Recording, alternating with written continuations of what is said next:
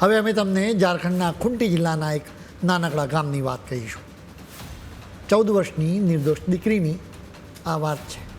તેની ઉંમર સ્કૂલમાં ભણવાની છે, પોતાના બાળપણને માણવાની છે, પોતાના સપનાની દુનિયામાં ખોવાઈ જવાની છે. પરંતુ હવે તે મા બની ચૂકી છે. તમને પણ આ વાત સાંભળીને કદાચ આંચકો લાગ્યો હશે. વળી તેના બાળકના પિતાની ઉંમર માત્ર 16 વર્ષની છે.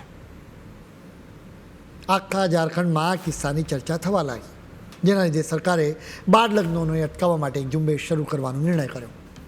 હવે આખી વાત તમારે સમજવા જેવી છે. અત્યારે સમાજમાં લિવ ઇન સંબંધો જોવા મળતા હોય છે. લિવ ઇન એટલે કે બિન ફેરે હમતેરે. સામાન્ય રીતે શહેરોમાં જ આવા સંબંધો જોવા મળતા હોય છે. જોકે આ વાત તો ઝારખંડના પછાત વિસ્તારની છે. અહીંયા છોકરી અને છોકરો લિવ ઇન રિલેશનશિપમાં હતા. વળી આ બંનેના પરિવારોએ તેમને રહેવા માટે મંજૂરી પણ આપી હતી. હવે કદાચ તમને સવાલ થાય કે તેમના માતા પિતાએ શા માટે આટલા નાના બાળકોને લિવ ઇનમાં રહેવા માટે મંજૂરી આપી?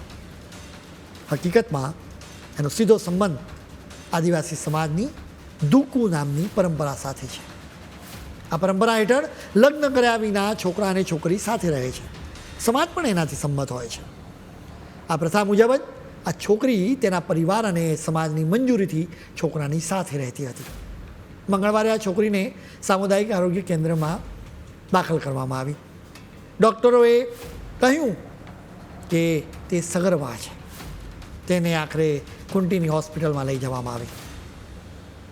અહીં ડૉક્ટરોની દેખરેખ હેઠળ આ છોકરીએ 7 મહિનાની પ્રેગ્નન્સીમાં એક બાળકને જન્મ આપ્યો. માતા અને બાળકની હાલત અત્યારે સારી છે. જોકે બાળક પ્રીમેચ્યોર જન્મી હોવાના કારણે તેને થોડાક દિવસ સુધી હોસ્પિટલમાં જ રાખવામાં આવશે.